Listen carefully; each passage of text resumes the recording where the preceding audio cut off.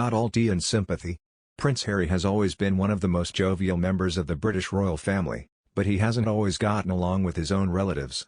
The Invictus Games founder is the youngest son of Prince Charles and the late Princess Diana. As children, he and his older brother, Prince William, seemed inseparable, but as they got older, cracks began to form in their relationship. There's always been a part of Harry that felt like he was living in his brother's shadow, an insider told Us Weekly in November 2019. He doesn't envy the responsibility that comes with being the future King of England, but William's the golden boy and Harry feels like he has a lot to live up to. The rift between the brothers grew wider in March 2021 when Harry and his wife, Meghan Markle, opened about their decision to step back from their royal duties in a tell-all interview with CBS. During the TV special, the Sussexes accused unnamed members of the royal family of racist behavior. In particular, they alleged that one person had asked questions about their son Archie's skin tone ahead of his May 2019 birth. They welcomed their second child, daughter Lilibet, in June 2021.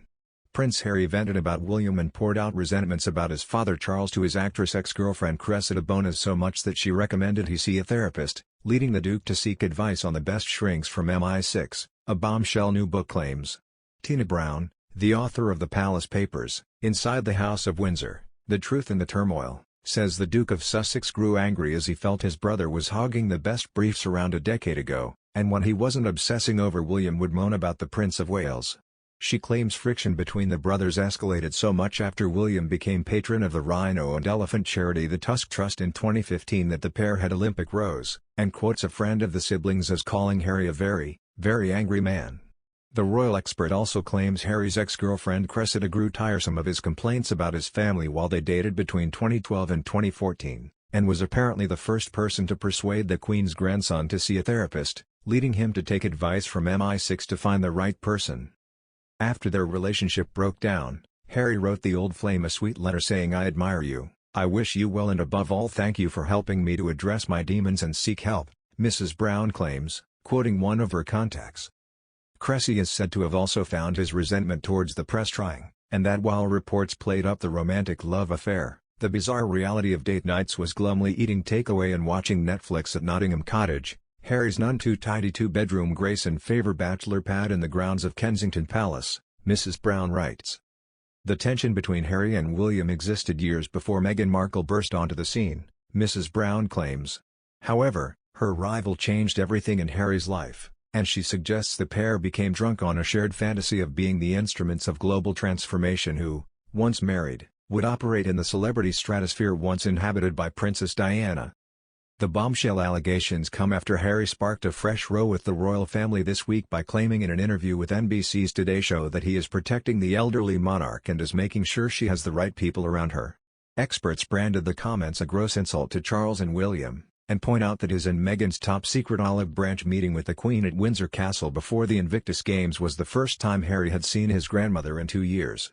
Mrs. Brown has also claimed that Harry and Meghan are addicted to drama, and says one day the Duke will wake up and realize he's living in Gwyneth Paltrow's goop. Speaking to The Telegraph, the expert said the pair can't stop creating dramatic scenes wherever they go, claiming they appeared to be addicted to drama. And she warned the Duke appears to have been completely and utterly taken over by Meghan and his whole personality has changed. "I do question how it will end. Maybe, he'll wake up and realize he's living in goop and he has to get the hell out, go down the pub and see his friends," she added.